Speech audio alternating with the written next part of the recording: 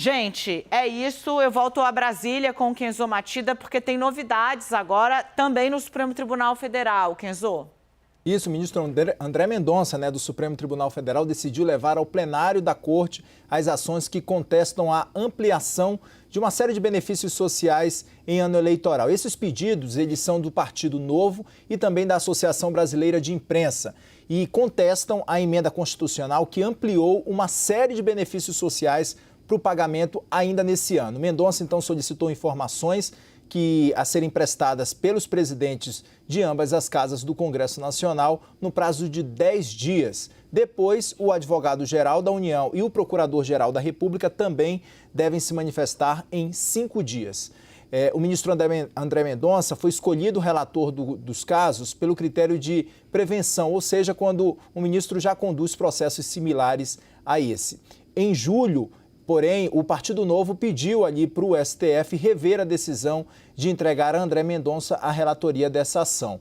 Promulgada em julho, a chamada PEC do Estado de Emergência, que durante sua tramitação no Congresso ela foi chamada de PEC Kamikaze, PEC das Bondades e também PEC dos Benefícios, libera 41,2 bilhões de reais que não estavam previstos no orçamento. Dani.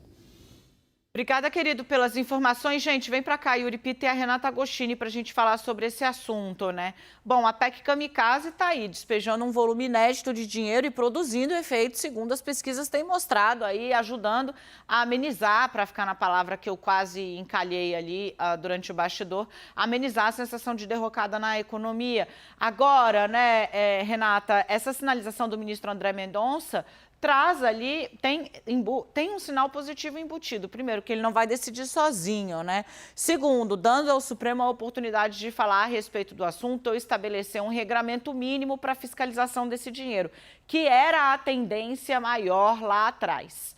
Porque a PEC Kamikaze, que agora fica todo mundo gritando, ai, mas um absurdo esse dinheiro todo chegando na rua, na oposição, principalmente. A oposição foi lá e votou a favor. No Senado teve um voto contra, que foi o do senador José Serra. De resto, ninguém mais, porque ninguém quis, no ano de eleição, comprar o barulho que estava barrando R$200 a mais para quem está passando muita dificuldade. Agora, jogar tudo nas costas do Supremo para o Supremo barrar lá atrás não parecia ser o mais provável. Renata?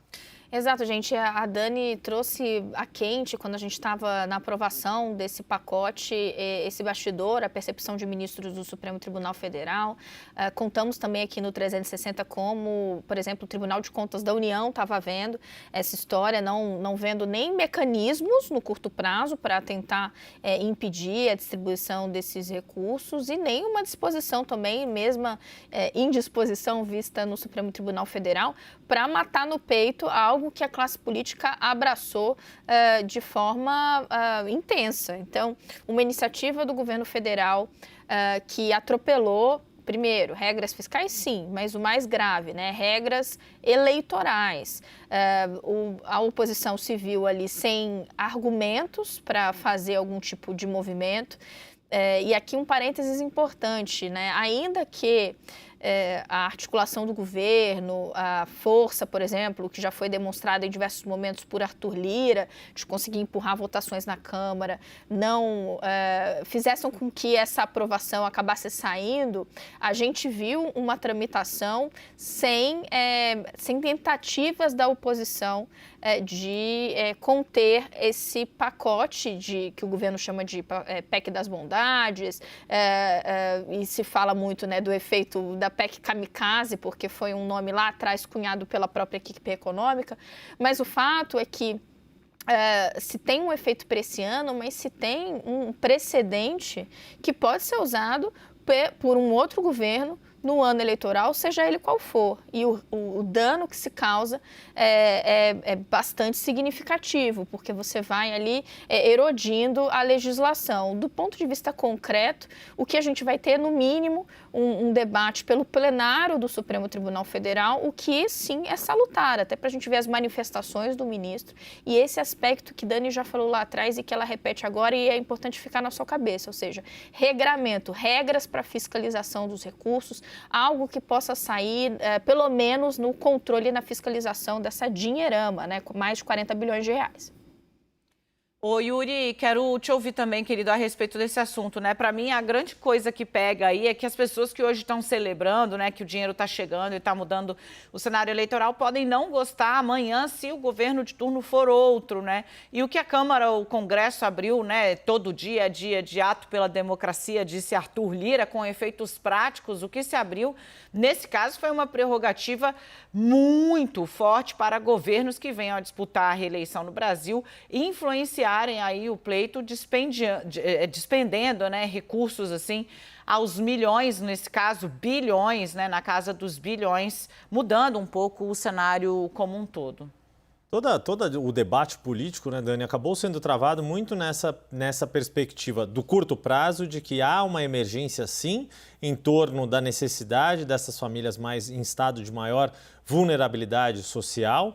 Uma das críticas que aí, para trazer o contexto político de alguém que foi muito cobrado, não só no campo da esquerda, da oposição, mas, por exemplo, a senadora Simone Tebet, candidata do MDB à presidência. A alegação dela é de que não se furtaria a ajudar essas famílias vulneráveis e que essas famílias não poderiam pagar o preço pelo que ela considera que foi um atraso do governo, que deveria ter adotado essas medidas dentro do prazo permitido pela lei há muito mais tempo, ou pelo menos desde o começo do ano, em relação especificamente ao Auxílio Brasil. O ponto é que as medidas que foram adotadas dentro da PEC, por ser um guarda-chuva tão amplo, incluíram não só esses planos, esses programas sociais que são estruturais da rede de assistência social do Estado brasileiro, como o Auxílio Brasil em substituição ao Bolsa Família, mas também se criaram novos benefícios que são questionáveis do ponto de vista de política pública, como, por exemplo, o auxílio aos taxistas. Não que eles não tenham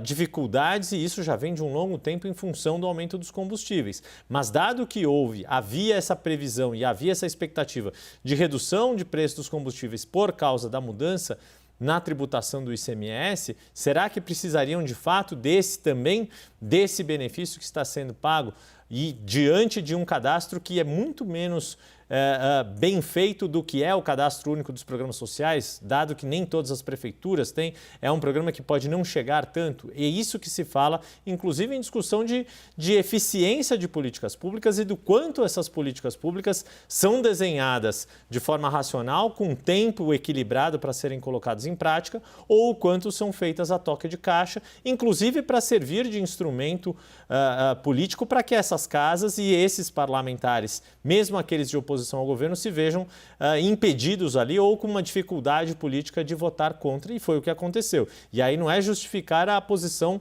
desses partidos de oposição, é constatar um fato. O governo soube usar muito bem a estratégia de colocar a oposição numa encruzilhada, numa sinuca de bico, numa situação de cheque para quem escolha o jogo artimanha que quiser, e a oposição não conseguiu se desvencilhar e está vendo esse preço ser pago no crescimento da intenção de voto do presidente Jair Bolsonaro.